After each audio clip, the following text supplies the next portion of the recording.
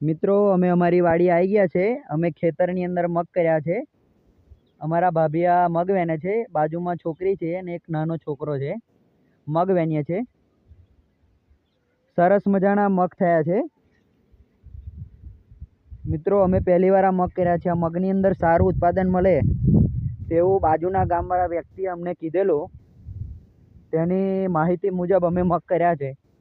પણ મગ જુઓ મિત્રો તમે, બહુ લાગ્યા છે। અમારા ભાભી સરસ વેણે છે। બે છોકરા છે, છોકરી છોકરો।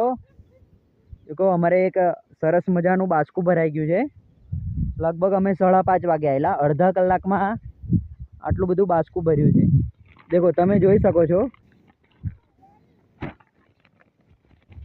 સરસ મજાના મગ છે। કેટલું મોટું બાસકું છે, લગભગ આપણે ઉસકી જોઈએ 10 થી 12